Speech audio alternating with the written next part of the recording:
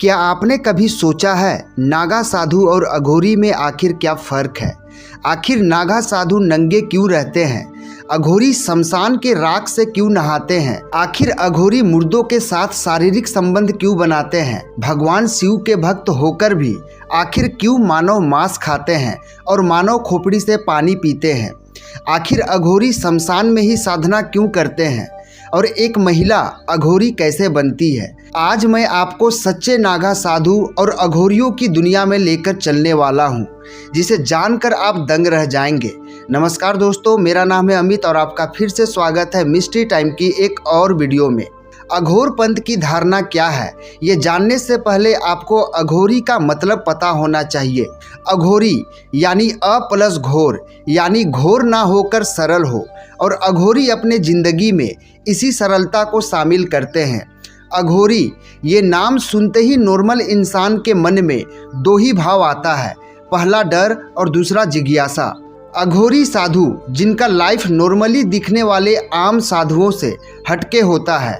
इनका पहचान राख से लिपटे हुए शरीर और हाथ में मानव का खोपड़ी और दिखने में डरावना। इनका जीवन और मृत्यु से काफ़ी गहरा संबंध भी होता है। डेथ और डेथ के बाद का गहरा रहस्य को जानने के लिए ये साधु शमशान में साधनाएं करते हैं, जहां आम लोग जाने से भी डरते हैं। लेकिन आपको ये जानकर हैरानी होगी कि सच्चे अघोरियों की लाइफ सिर्फ मेडिटेशन और अटेंशन तक ही लिमिटेड नहीं है। इनके अनुष्ठानों में मांस खाना, ब्लैक मैजिक और अजीबोगरीब फिजिकल एक्टिविटीज़ इन्वॉल्व रहती है, जिसे जानकर आज आपके होश उड़ जाएंगे। आगे बढ़ने से पहले आप लोगों से एक रिक्वेस्ट करना चाहूँगा।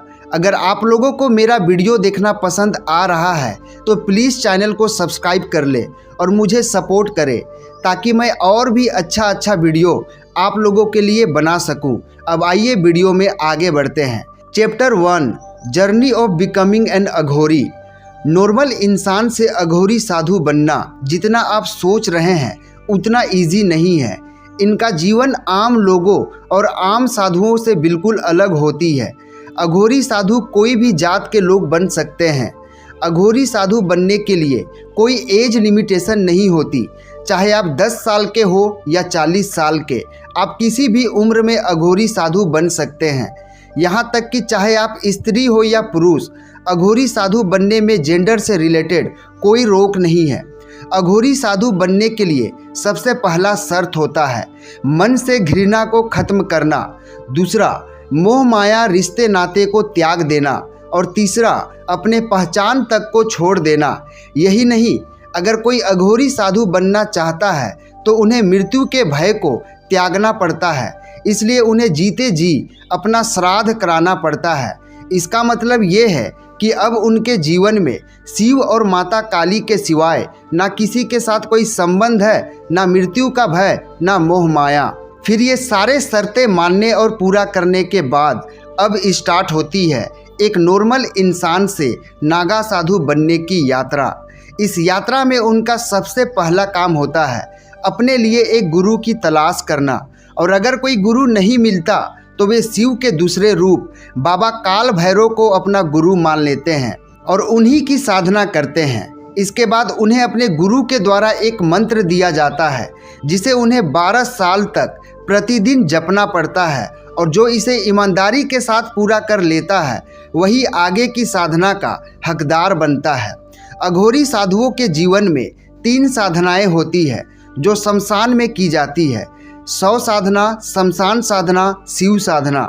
लेकिन साधनाएं शुरू करने से पहले उन्हें अपने शरीर पर चिता की राख लगानी पड़ती है और काले वस्त्र धारण करना पड़ता है। फिर स्टार्ट होती है ये खतरनाक साधनाएं। पहला है शव साधना। ये साधना रात में की जाती है। इस साधना में मरे शव को मांस और मदिरा का भोग लगाना पड़ता है। जब ये साधना पूरी हो जाती है तो कहा जाता है कि वो मरा हुआ शव बोल उठता है। ये साधना भारत में वेस्ट बंगाल के तारापीठ, असम के कामाख्या पीठ, महाराष्ट्र के त्रयंबकेश्वर और मध्य प्रदेश के उज्जैन, इन सारे स्थलों के शमशान घाट में की जाती है। दूसरा है शिव साधना। इस साधना में भी अघोरी साधु मृत शरीर के सामने बैठकर मांस और मदिरा का भोग लगाते हैं। फिर 100 के पेट पर शिव की तरह एक पैर पर खड़े होकर कई घंटों तक शिव में लीन होकर मंत्रों का जाप करते हैं। और तीसरा है शमशान साधना। ये साधना पहले 2 साधनाओं से बिल्कुल अलग रहता है। इस साधना में मरे हुए व्यक्ति के परिवार को भी शामिल किया जाता है। इस साधना में मांस और मदिरा नहीं बल्कि दूध और मेवे का भोग लगाया जाता है। Chapter 2, identity of real Aghoris. इस कलयुग के ज़माने में एक सच्चे पंडित का भी पता लगाना मुश्किल लगता है।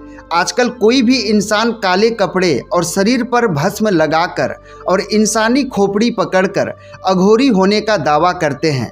तो फिर आखिर कैसे पहचाने कि सच्चे अघोरी साधु की पहचान क्या है? एक अघोरियों के ऊपर नोवेल लिखने वाले मनोज ठक्कर लिखे हैं कि असली अघोरी को दुनिया और समाज से कोई मतलब नहीं रहता। वो प्रकृति के साथ रहना पसंद करते हैं। सच्चा अघोरी कभी लोगों से पैसे, चावल या भोजन नहीं मांगते। वो दुनिया के सारे मोह माया से दूर रहते हैं। अघोरी साधु अगर किसी नॉर्मल इंसान से खुश हो जाए तो उनके द्वारा दिया गया आशीर्वाद कभी खाली नहीं जाता। सच्चे अघोरी कभी किसी चीज़ से ना घृणा करते हैं ना किसी चीज़ से नफरत करते हैं। वो जानवर और इंसान के मांस को एक समान देखते हैं।